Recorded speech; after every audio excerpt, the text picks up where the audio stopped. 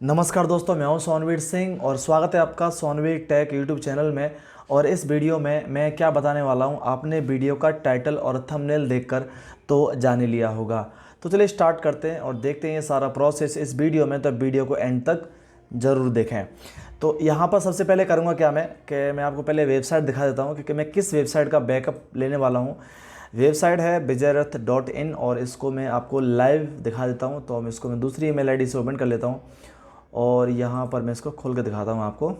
ठीक है, तो ये वेबसाइट एकदम लाइव है, चल रही है। इसको क्या करूँगा, इसका मैं पहले बैकअप लूँगा, अपने लैपटॉप में हार्ड ड्राइव में लूँगा। उसके बाद इस वेबसाइट को क्रैश कर दूँगा और उसके बाद फिर इस वेबसाइट को हम करेंगे लाइव। कैसे? जो डाटा हमने बैकअप लिया था अपने लैपटॉप में उसको रिस्टोर करेंगे। ठीक है, तो चलिए स्टार्ट करते हैं सारा प्रोसेस। तो अभी इसको मैं टैब को बंद कर देता हूँ, विंडो को। सबसे पहले आपको बैकअप लेना है। तो बैकअप आपको दो चीज़ों का बैकअप लेना है। पहला बैकअप लेना है आपके डाटाबेस का, दूसरा बैकअप लेना है अपनी फाइल्स का। तो सबसे पहले मैं लूँगा बैकअप अपने डाटाबेस का।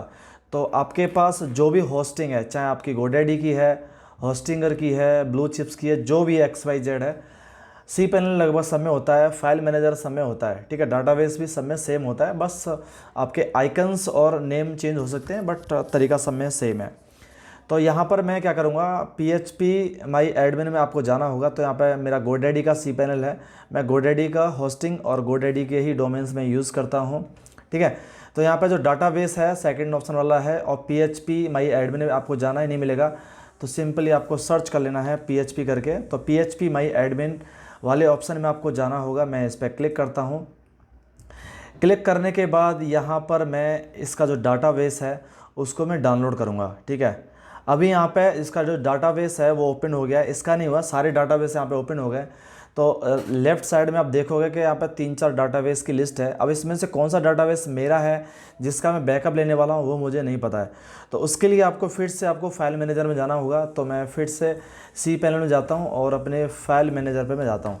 ठीक है, तो जो मेरा पहला ऑप्शन है यहाँ पे फाइल मैनेजर है, नहीं तो आप सर्च करके भी ढूंढ सकते हो फाइल मैनेजर। तो मैं फाइल मैनेजर पर क्लिक करूँगा तो जो फाइल्स हैं वो दूसरे टैब में ओपन हो जाएंगी और मुझे जाना होगा public_html में। और जिस वेबसाइट का मैं बैकअप लेने वाला हूँ उस वेबसाइट के डायरेक्टरी में जाना है और उसके एक फ़ाइल है wp-config.php। ओके, तो उसमें जाना है। तो मेरी बेजेरथ वेबसाइट है, तो बेजेरथ एक एड ऑन वेबसाइट है यहाँ पे। तो यहाँ पे देखो डायरेक्टरी है, इसको मैं ओपन करता हूँ। इसके अंदर है ये PHP फाइल wp-config.php। मैं इसको ओपन करूँगा, बट ओपन करने से पहले वैधानिक चेतावनी है कि जो भी फाइल को आप एडिट करने वाले हो या उसे खोलने वाले हो उसका बैकअप आप ज़रूर ले लें। तो मैं इस पर राइट क्लिक करके इसको डाउनलोड कर लेता हूँ। अगर गलती से कुछ ख़राब हुआ तो मैं इसको वापस रिस्टोर कर सकता हूँ। ओके, तो अभी ये मैंने डाउनलोड कर लिया है। इस पर राइट क्लिक करके मैं इसको एडिट करूँगा। एडिट करने के बाद इसको फिर से एडिट करूँगा और यहाँ पे इसके अंदर रहेगा DB नेम। ठीक है, तो यहाँ पे देखोगे ये जो DB नेम है ये है डाटाबेस नेम। तो यहाँ पे DB नेम क्या है, यहाँ पे ये वाला DB नेम है I53687141_WP3। ये डाटाबेस का नेम है। अभी इस जो कन्फिग फाइल का काम ख़त्म होता है, मैंने डाटाबेस का नाम याद कर लिया है। मैं इसको बंद कर देता हूँ। हम फिर से चलते हैं अपने PHP माई एडमिन वाले टैब पर। मैं यहाँ पे आ गया और यहाँ पर ढूंढना होगा। तो जो पहला है डाटाबेस यहाँ पे चौधरी अकेडमी वेबसाइट का है। जो दूसरा है यहाँ पे फोल्डर्स है, इसको मैं ओपन करूँगा तो इसके अंदर 3 डाटाबेस और हैं। यहाँ पे जो पहला डाटाबेस है तो WP3 है, आप पीछे देख सकते हो यहाँ पे इसका जो सफिक्स है। ठीक है, तो जो WP3 है यही है डाटाबेस बेजेरथ.in वेबसाइट का। ठीक है, तो जस्ट आपको करना क्या है, इस जो डाटाबेस के ऊपर आपको क्लिक करना है। क्लिक करोगे तो आपकी राइट साइड में बहुत सारे ऑप्शंस, यानी कि यहाँ पे आपके जो डाटाबेस की लिस्ट है पूरी टेबल ओपन हो जाएगी। इसमें से आपको छेड़छाड़ नहीं करनी है। करना क्या है, आपको जाना है ऊपर और एक्सपोर्ट पे आपको क्लिक करना है। एक्सपोर्ट पे क्लिक करोगे आपके सामने दूसरी विंडो आ जाएगी यहाँ पे, और यहाँ पे आपको बिना कुछ छेड़छाड़ किए हुआ सिर्फ गो पे क्लिक करना है। मैं गो पे क्लिक करता हूँ तो जो डाटाबेस की जो फाइल है वो डाउनलोड हो जाएगी। ये 28-30 MB की होगी। इसका जो एक्सटेंसन है वो है आपका .SQL। तो यहाँ पर जो डाटाबेस है वो मेरा डाउनलोड हो गया है। ओके, तो डाटाबेस डाउनलोड हो गया। डाटाबेस डाउनलोड होने के बाद अब हम करेंगे डाउनलोड क्या, फाइल्स। तो अभी हम जाते हैं अपने फाइल मैनेजर वाले टैब पे। तो मैं फाइल मैनेजर वाले टैब पे यहाँ पे आ गया यहाँ पे। ठीक है, तो अब जो फाइल्स, जिस वेबसाइट का फाइल आपको डाउनलोड करना है उस वेबसाइट की डायरेक्टरी पे आपको जाना है। तो मैं बेजेरथ का ही डाटा डाउनलोड करने वाला, तो मैं bezereth.in वाली डायरेक्टरी के अंदर जाता हूँ और यहाँ पे जो भी डाटा मुझे दिख रहा है यहाँ पे इस सारे डाटा को मैं डाउनलोड कर लेता हूँ। अब यहाँ पे एक चीज़ क्या है कि मैंने पिछले वीडियो में बताया था, तो वहाँ पे मैंने ये 2 फोल्डर एक्स्ट्रा बनाए थे, तो मुझे इन फोल्डर्स की आवश्यकता नहीं है, तो मैं इन दोनों फोल्डर्स को यहाँ से डिलीट कर देता हूँ। ये फोल्डर्स आपके में नहीं होंगे, ठीक है, तो इन्हें यहाँ पे मैं डिलीट कर देता हूँ, ठीक है। तो यहाँ पे मैंने डिलीट कर दिए। अब ये जो फाइल्स हैं यहाँ पे, ये फाइल्स आपके डायरेक्टरी में होंगी, तो मैं इन सारी फाइल्स को यहाँ पे मैं सेलेक्ट कर लेता हूँ, ओके। और सेलेक्ट करने के बाद इसको मैं जिप में कन्वर्ट करूँगा और यहाँ पर मैं राइट क्लिक करूँगा और कंप्रेस पे क्लिक करूँगा। इसके बाद जिप वाला फोल्डर आएगा तो जिप आर्काइव पे मैं क्लिक करूँगा, कंप्रेस कर दूँगा और कंप्रेस होना चालू हो जाएगा। जैसे ये जो सारी फाइल्स हैं कंप्रेस होके एक ही फाइल में आ जाएंगी, उस फाइल को मैं डाउनलोड कर लूँगा, ओके। और उसके बाद हम देखेंगे नेक्स्ट प्रोसेस।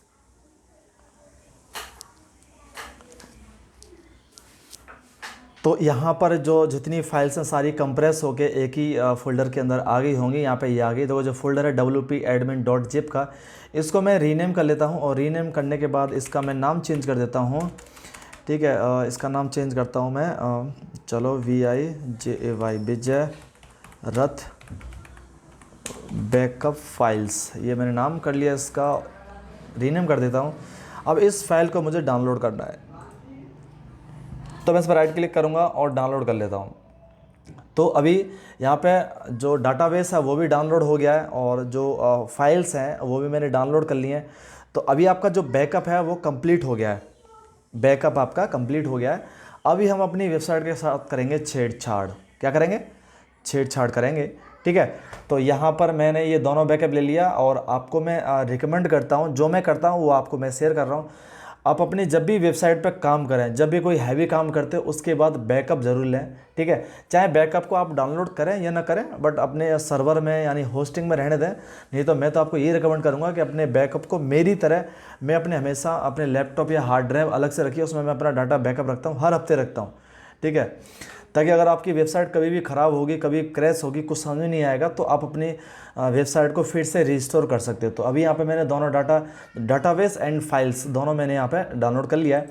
अभी क्या करूँगा, यहाँ पे जितनी भी फाइल्स हैं यहाँ पे मैं इन सबको डिलीट कर देता हूँ। क्या करता हूँ? सभी को डिलीट यहाँ से कर देता हूँ, ठीक है। तो मैं क्या करूँगा, सेलेक्ट सारी फाइल्स को यहाँ पर सेलेक्ट करूँगा मैं, ठीक है, और ये डिलीट कर दिया। परमानेंट डिलीट कर रहा हूँ। क्या कर रहा हूँ? मैं परमानेंट डिलीट कर रहा हूँ। देखो अब देख सकते हो, skip the trace and permanently delete the file, ये मैं कंफर्म कर दिया और यहाँ से सारी फाइल्स मेरी डिलीट हो जाएंगी। अब सारी फाइल्स डिलीट हो गई यहाँ से, ठीक है। अब कोई फाइल्स नहीं है। तो अगर मैं इस वेबसाइट को फिर से चेक करूँ यहाँ पे मैं, तो ये वेबसाइट अवेलेबल नहीं रहेगी, एरर आ गया।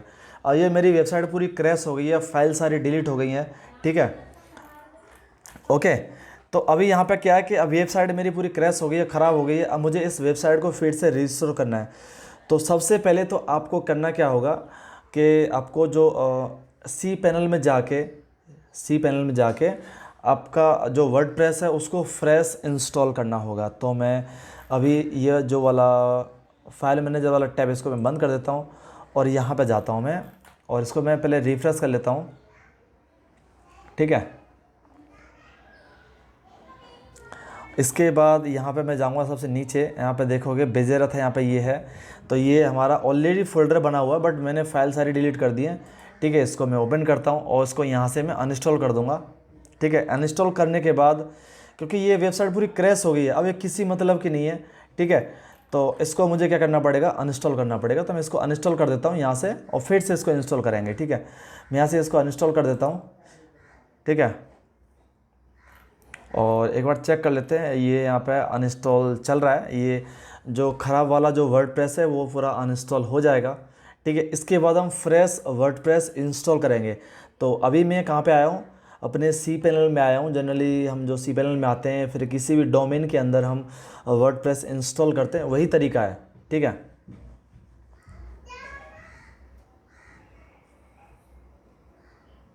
ओके, तो अभी यहाँ पे जो वर्डप्रेस है अनइंस्टॉल हो गया है। इसके बाद करना क्या, हमें फिर से इंस्टॉल करना है। क्या करना है? फिर से इंस्टॉल करना है। तो मैं फिर से थोड़ा वापस जाता हूँ अपने सी पैनल पे और नीचे आता हूँ और यहाँ पे देखोगे वर्डप्रेस है, यहाँ पे मैं वर्डप्रेस पे क्लिक करता हूँ।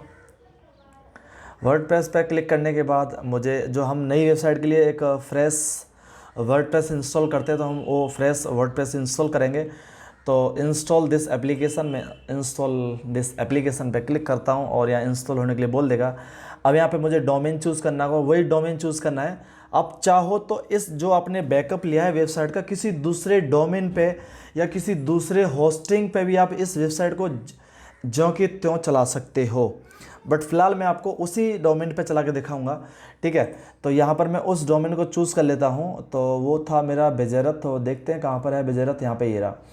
तो बेजेरथ यहाँ पे ये रहा। तो मेरा HTTPS था। ओके, अगर आपका पीछे S नहीं है, SSL सर्टिफिकेट नहीं है, तो आप सिंपल HTTP रखें। ठीक है, तो मैं HTTPS वाला रखता हूँ और इसको सेलेक्ट कर लेता हूँ और ये ब्लैक वाले को छोड़ देता हूँ यहाँ से। चलो हट जाओ। इसके बाद हम आगे चलते हैं यहाँ पे। ठीक है, इसके अंदर जो ऑप्शंस हैं बाय डिफ़ॉल्ट रहने दें। Automatic update, WordPress plugin installation, okay ये रहने दें, ये रहने दें। और यहाँ पे यूज़र नेम है, यूज़र नेम जो पहले था मैं वही रखूँगा, चेंज करने वाला नहीं है यहाँ पे। ठीक है, तो मैं फटाफट से यहाँ पे यूज़र नेम एंड ये डाल देता हूँ। इसके बाद मैं इंस्टॉल करता हूँ।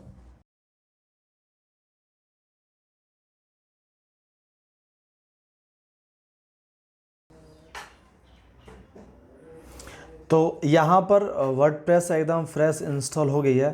ठीक है, इसके अंदर हमें कुछ करना नहीं है, हमारा काम ये यहाँ वाला ख़त्म होता है। ठीक है, तो आपको इस वीडियो को मैंने शॉर्ट कर दिया है। ये आपको फ्रेश वर्डप्रेस इंस्टॉल करनी है उसी डोमेन पे। अभी हम चलते हैं। इसको मैं क्या करता हूँ, इसको साइड कर देता हूँ। ठीक है, और ये वाला जो पुराना था इसको मैं बंद कर देता हूँ। ठीक है, तो यहाँ पे ये हो गया। अब हम वापस से चलते हैं अपने सी पैनल में।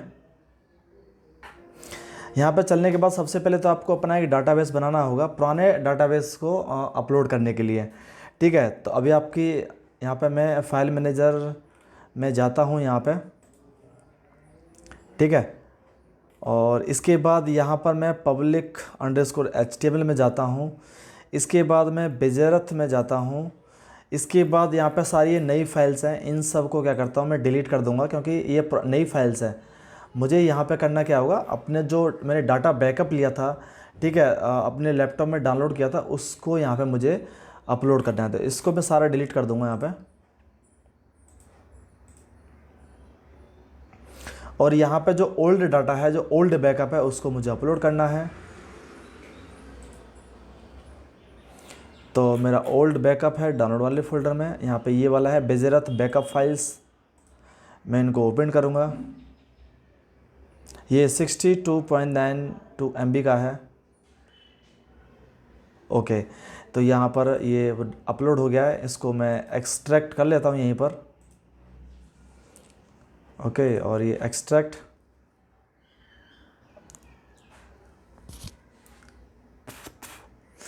तो यहाँ पे सारी फाइल्स एक्सट्रैक्ट हो गई हैं। अभी जो फाइल्स हैं यहाँ पे ये बेजेरथ बैकअप फाइल .zip की, इसकी आवश्यकता नहीं है, इसको मैं डिलीट कर देता हूँ। ओके, तो यहाँ पे हमने जो हमारी पुराना डाटा था, फाइल थी, वो हमने अपलोड कर दिया है।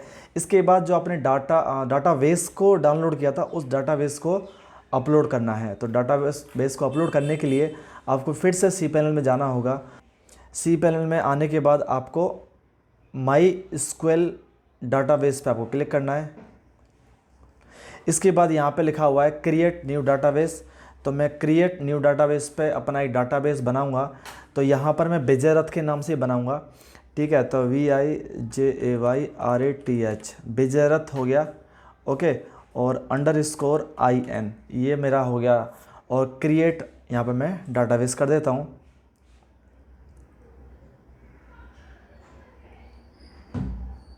ये डाटाबेस यहाँ पे क्रिएट हो जाएगा। फिर हम इस डाटाबेस का यूज़र बनाएंगे। तो यहाँ पे जो डाटाबेस है बेजेरथ.in ऐड हो गया। मैं गो बैक पे क्लिक करता हूँ। इसके बाद हम नीचे आएंगे, स्क्रॉल डाउन करके आएंगे तो यहाँ पे लिखा हुआ है MySQL users add a new user. तो यहाँ पे यूज़र्स हम ऐड करेंगे। तो यहाँ पर मैं पहले तो हमने डाटाबेस बना लिया। तो जो भी आप बना रहे हो, डाटाबेस बना रहे हो या यूज़र नेम पासवर्ड, इसका आपको बैकअप एक नोटपैड की फ़ाइल बना के रखना होगा। तो यहाँ पर मैं जो यूज़र नेम है वो भी यहाँ पे मैं लगभग सेम करने वाला हूँ। यहाँ पे ये हो गया, 1 मिनट में, बेजेरथ _IN ठीक है, ये मेरा यूज़र नेम हो गया। इसमें कुछ मैं चेंजेस करूँ, bizerath.in, ओके, bizerath.in, ओके, ये रहेगा, चलेगा। और इसके बाद में पासवर्ड, तो पासवर्ड आपका मैं यहाँ पे यूनिक होना चाहिए, एक स्ट्रॉन्ग होना चाहिए, रिकमेंड करता हूँ कि बड़ा होना चाहिए। तो यहाँ पे मैं अभी एक पासवर्ड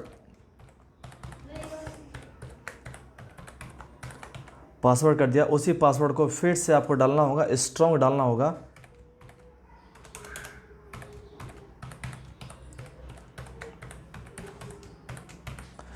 यहाँ पर ये पासवर्ड आ गया और क्रिएट यूज़र पे आपको क्लिक करना होगा। तो मैं क्रिएट यूज़र पे क्लिक करता हूँ।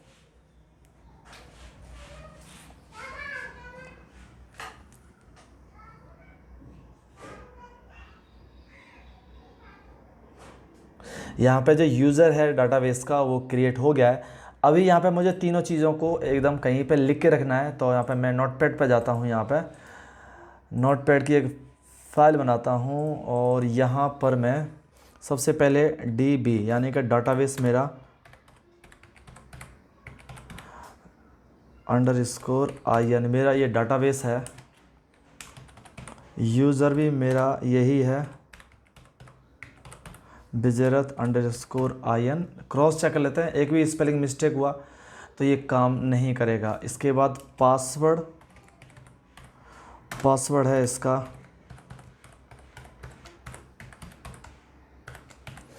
पासवर्ड इसका ये है और ये पासवर्ड एकदम सही है। इन तीनों को सेव कर लेना है क्योंकि इसकी हमें बाद में ज़रूरत पड़ेगी। इसको मैं मिनिमाइज़ कर देता हूँ। इसके बाद हम फिर से cPanel पे आते हैं। इसके बाद एक चीज़ और रह गई, यहाँ पे मैं नीचे आता हूँ, इसमें यहाँ पे ऐड न्यू यूज़र, इसके बाद हाँ ये आ गया। तो ऐड यूज़र टू डाटाबेस आना है। इसके बाद आपको यूज़र सेलेक्ट करना है। तो इसमें यूज़र है मेरा bizerath.in और डाटाबेस भी मेरा bizerath.in। तो दोनों मैंने सेम रखा है, आप अपने हिसाब से रख सकते हो, जो भी आपकी इच्छा है। तो दोनों को आपको यहाँ पे सेलेक्ट करना है और ऐड कर देना है। तो यहाँ पे जो यूज़र है और डाटाबेस है वो दोनों जॉइंट हो जाएंगे, ऐड हो जाएंगे। ठीक है, जब वो हो जाएंगे इसके बाद आपके सामने ये ऑल प्रिविलेज आएंगे। इन पे आपको क्लिक करना है, सब पे जितना भी है, और इसके बाद मेक चेंजेस पे आपको क्लिक करना है। क्लिक कर दोगे तो यहाँ पे आपको सक्सेस का मैसेज आएगा। सक्सेस का मैसेज आया, इसका मतलब ये है कि जो डाटाबेस है और जो यूज़र है वो दोनों ऐड हो गए हैं। ओके, इतना आपको यहाँ पे करना है। इसके बाद जो डाटाबेस का काम है वो फिनिश हो जाता है। एक बार हम क्रॉस चेक कर लेते हैं। वीडियो थोड़ा लंबा होगा, बोरिंग होगा, बट मज़ा आएगा। ठीक है, तो यहाँ पर मैं फिर से जाऊँगा अपने PHP माई एडमिन में और यहाँ पे चेक कर लेते हैं। तो bizerath.in यहाँ पे आ गया। इसके बाद bizerath.in पे मैं क्लिक करूँगा तो पूरा ब्लैंक है। यहाँ पे ये क्या है, पूरा ब्लैंक है। अब यहाँ पर मुझे अपने जो डाटाबेस मैंने डाउनलोड किया था उसको अपलोड करना है। तो यहाँ पे मैं इंपोर्ट पे क्लिक करूँगा। इंपोर्ट पे क्लिक करने के बाद चूज़ फाइल करना है मुझे। चूज़ फाइल करने के बाद यहाँ पर है ये I536741_WP3, इसको सेलेक्ट करना है और ओपन यहाँ पे करना है।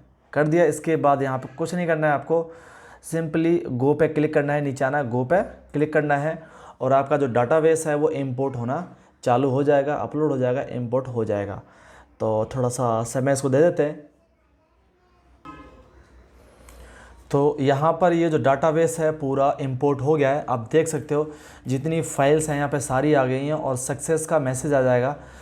ठीक है, तो इसको मैं फिर से इसके ऊपर क्लिक करता हूँ। तो यहाँ पे जितने भी टेबल्स है, इसका जो डाटा है सारा यहाँ पे इंपोर्ट हो गया है और डाटाबेस का काम यहीं पे ख़त्म होता है। ठीक है, इसके बाद हम क्या करेंगे, इसके अंदर एक चीज़ और चेंज करनी है। वो हमें जो हमने यहाँ पे अपना पासवर्ड एंड डाटाबेस का यूज़र नेम ये लिख के रखा था, इसको हमें ऐड करना है। कहाँ पर जाके, आपकी फाइल्स के अंदर जाके, और जो कन्फिग वाली फाइल है WP config.php वाली फाइल है उसमें जाके हमें इसको ऐड करना है, चेंजेस करना है। ठीक है, तो मैं फाइल मैनेजर वाली टैब पे जाता हूँ। इसके बाद यहाँ पर मुझे कन्फिग वाली फ़ाइल, ये बेजरत है, ओके, इसके अंदर कन्फिग फाइल है, इस पर मुझे राइट क्लिक करना है और इसको एडिट करना है। एडिट करने के बाद इसके अंदर चेंजेस करना है। तो यहाँ पे जो DB नेम है, जो डाटाबेस नेम है, उसको चेंज करना है। तो DB नेम यहाँ पे मेरा ये है, मैं इसको कॉपी करता हूँ और यहाँ पे सेम टू सेम यहाँ पे इसको रिप्लेस कर देना है। चेंज कुछ गलत होगा अगर तो ये काम नहीं करेगा। इसके बाद इसका यूज़र नेम भी सेम ही है, मैं इसको कॉपी करता हूँ। इसके बाद यूज़र नेम मैं इसको पेस्ट कर देता हूँ। इसके बाद जो पासवर्ड है मैं पासवर्ड को कॉपी करता हूँ और इसके बाद चलते हैं। पासवर्ड यहाँ पे ये रहा, मैं इस पासवर्ड को सेम टू सेम रिप्लेस कर देता हूँ। चलो रिप्लेस हो गया और सेव चेंजेस पे क्लिक करना है। ये हो गया। ओके, इतना तो हो गया। इसके बाद मैं आपको एक चीज़ और बता दूँ कि अगर आपका जिस वेबसाइट से आपने डाटा को बैकअप लिया था, पूरी साइट को बैकअप लिया था, अगर आप उस डाटा को उसी वेबसाइट पे सेम रिस्टोर कर रहे हो तो ये सारा प्रोसेस यहीं पे फिनिश होता है और आगे करने की ज़रूरत नहीं है। अगर आप एक वेबसाइट के डाटा को, एक वेबसाइट के बैकअप को दूसरी वेबसाइट पे और रिस्टोर कर रहे हो तो आपको एक चीज़ और करना पड़ेगा।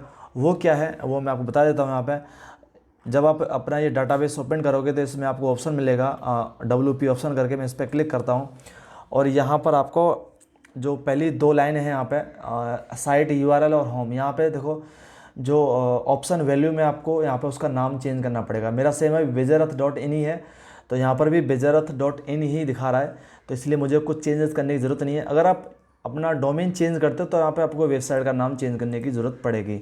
ओके, तो ये सारा प्रोसेस यहीं पे कंप्लीट होता है और हम एक बार वेबसाइट को चेक कर लेते हैं। ठीक है, तो मैं यहाँ पे जाता हूँ। यहाँ पे अब एक बार इसको यहाँ पे मैं फिर से खोलने की कोशिश करूँगा।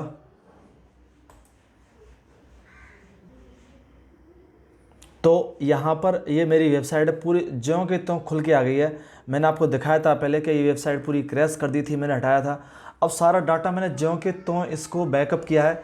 आप चाहो तो इस विजयरथ के डाटा को, विजयरथ की वेबसाइट को किसी दूसरी होस्टिंग या दूसरे डोमेन पर भी आप शिफ्ट कर सकते हो। तो ये सारी चीज़ें बताऊंगा मैं आपको नेक्स्ट वीडियो में। ठीक है, तो वीडियो को उसको ज़रूर देखना और आशा करता हूँ कि ये जो वीडियो है थोड़ा लेंथी रहा होगा, थोड़ा सा बोरिंग रहा होगा, बट इन्फॉर्मेशन आपको पूरी मिली होगी, क्योंकि जो मेरा बताने का तरीका है वो थोड़ा स्लो है, बट बताऊंगा, वो एग्जैक्ट बताऊंगा, पहले प्रैक्टिकल करूंगा फिर बताऊंगा। आशा करता हूं कि ये वीडियो आपको अच्छी लगी होगी। वीडियो अच्छी लगती है तो वीडियो को लाइक कर दीजिए, दोस्तों के साथ शेयर कीजिए। अगर आपने चैनल को सब्सक्राइब नहीं कर रखा है तो चैनल को सब्सक्राइब कर लीजिए। तो thank you for watching this video.